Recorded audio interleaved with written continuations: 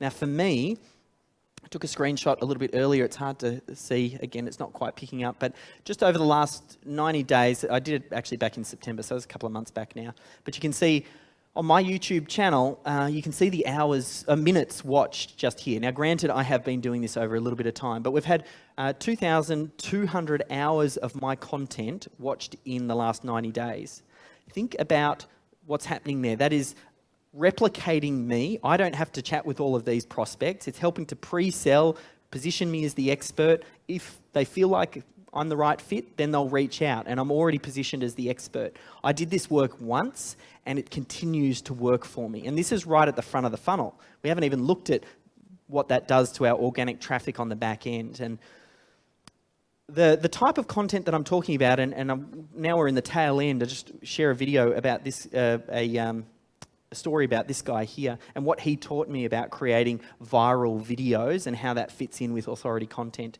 So this guy here is a Romanian teenager. A few years back now, I had a friend who posted on Twitter and said he was looking to do an interesting project. He couldn't tell anyone about the details of it, but it would be interesting and you would want to get involved. What I need you to do is to send me $500 to my PayPal account, and then I can tell you more about it. So I sent him $500 just to see what would happen. And he told me about this kid here, this Jenyns, Romanian engineer, 19-year-old kid who had already done some previous projects, and they were kind of crowdfunding, getting some funds together to help him launch his next project. So what he ended up wanting to do, we raised the cash and we sent over 13,000 little Lego bricks. And he built a Lego car powered by compressed air. Everything except for the wheels and the load-bearing struts is built with Lego pieces and the compressed air itself. And he built this over 12 months. Then we shipped the car over in a container, and he came over as well. And then, obviously, Vic Roads didn't give us a permit to drive this on the road. So at 4 a.m. one morning, we're out in the burbs, and we wheeled this car out onto the street. And then we drove it down along the road. Anyway, I've got a video to kind of show you. This is basically what happened.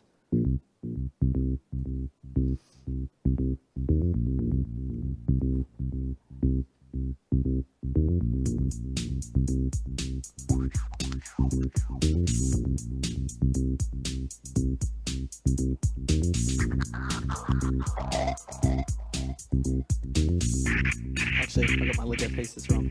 $500,000.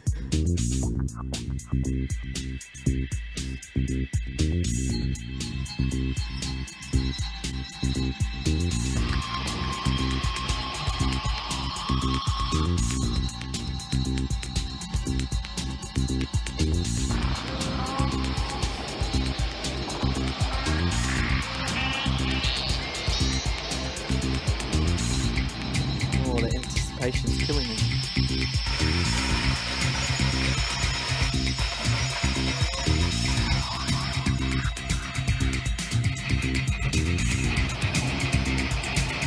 All right, here I am. Ready? I'll tell you. Wait.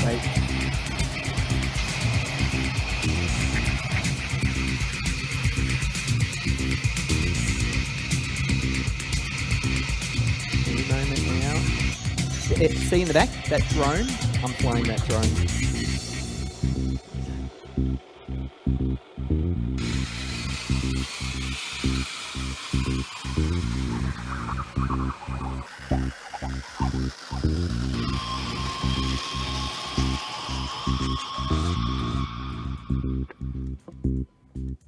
Pretty cool.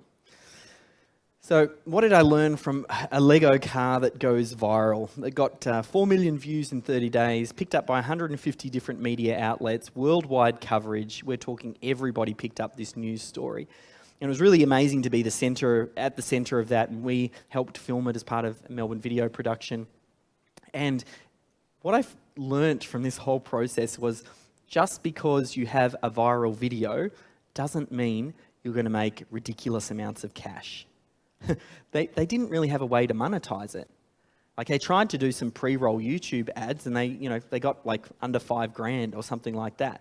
But the money that we invested to make this happen, and it went viral, and that's as well over like 8 million views now, I make more money 10 times, 100 times more money than we made off that one viral video off my authority content style videos. Some hit the mark, some miss, but mine, I'm targeting people with buying intent, and I've got a very clear reason that someone would want to watch this and then potentially contact us to get our products and our services. Some do better than others. That's okay. It's just about consistency. It's about putting good quality content out there, and it's about doubling down on the best bits. So it's not about going viral. It's just about creating good quality, helpful content. So into the final bit, we kind of covered a little bit about how Google has evolved. We talked about what authority content is, the 3 stages in that.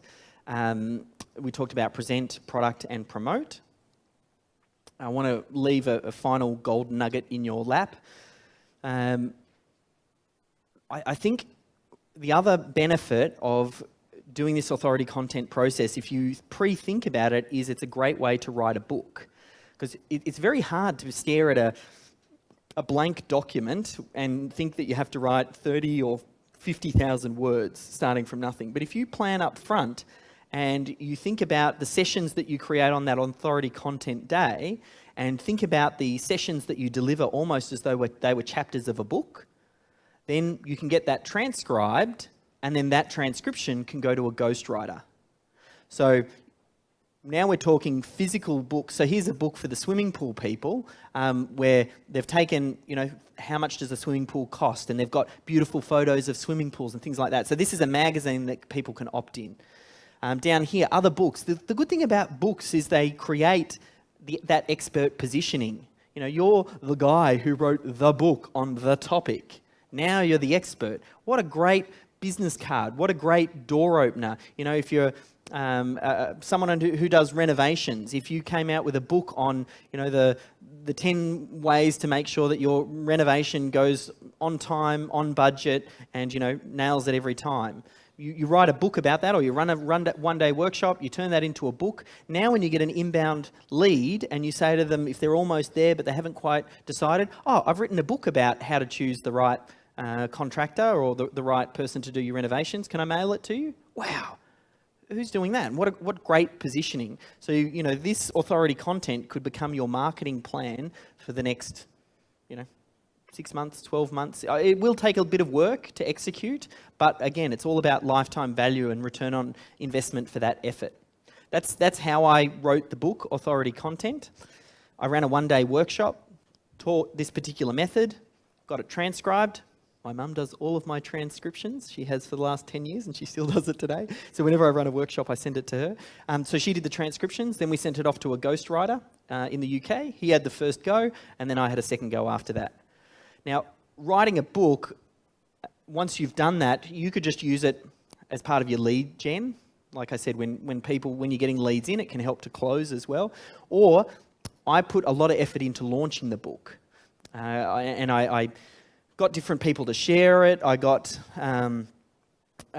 pre-launch content to kind of build up the excitement and made it an event. I had a launch night and really got quite a lot of momentum and excitement around it. So for me, this was kind of like a big way to launch on Amazon. We ended up getting #1 on Amazon. We had maybe, 7,000 downloads within the first five days.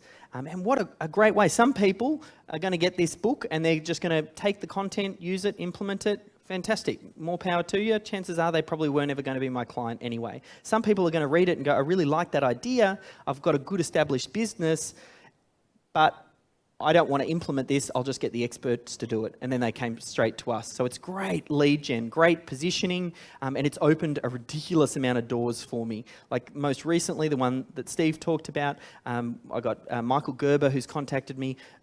He wrote in 1995, the Wall Street Journal, and I know that was a little while ago, but they named the E-Myth the #1 selling business book of all time. It sold over 5 million copies. If you haven't read it, you really should, because it's all about building a business as though it were a franchise, and it's about scaling. And they've just contacted me to launch his last book in the E-Myth series called Beyond the E-Myth. So if you go to beyondemyth.com, the launch is happening right now, and you can watch along just to see how we launch the book. It's a very tight timeline. It'll launch on December 7th and we'll be launching on Amazon. So yeah, definitely worth checking out. The premise behind Beyond the E-Myth is this whole idea that the sole purpose really of starting a business is to end up selling it. Like if you start with the premise thinking that I will sell my business and you build it from day dot thinking that the end product that you will ultimately end up selling is your business, then you actually come to building your business with the right mind frame, because you think about systems and processes and how do I make this work without me and all that sort of thing. And that's what Beyond the E-Myth is about. It's about how do you build a business that scales so you can ultimately end up selling it. So that's, yeah, but that gives you an idea of the opportunities that can start to open up. And it depends on what industry you're in. Like, you want to become the Oprah within your industry. You want to be the one that people look to, because the authorities, they command attention. They get, they can charge higher prices. People queue up to do business with them. You don't have to sell as much because someone's already sees them as the authority and the expert. So the discussion, when you first start chatting, it's not about how much does your product or service cost. It's, is this the right fit? Yes, it's the right fit. Let's do business. That's a much better place to be rather than having someone call up and say, how much is this renovation going to cost? Like, you want them to come to you and want to do business with you rather than you having to sell them.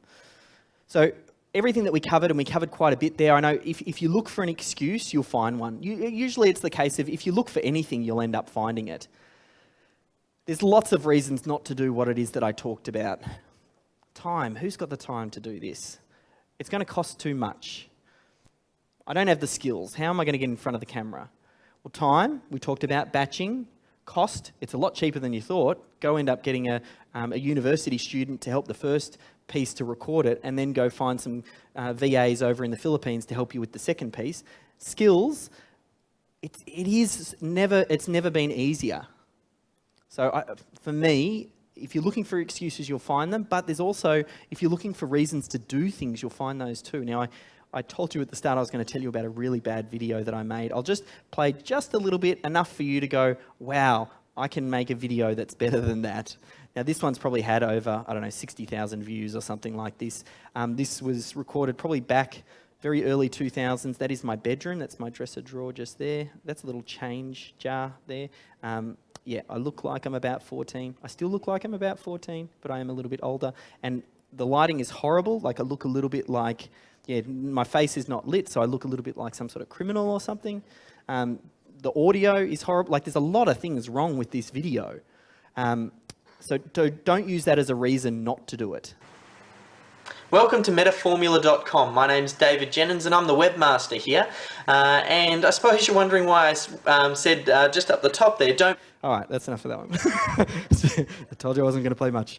But if you're looking for reasons to do things, I'm hoping I've given you enough reasons to take action on what I've talked about. This stuff works. I've chiseled away at this. This is some of my best stuff. And oftentimes when you get a book, you don't appreciate the value that you're going to pay $24.95, or I've got books I'm going to sell them today for $10 up the back of the room.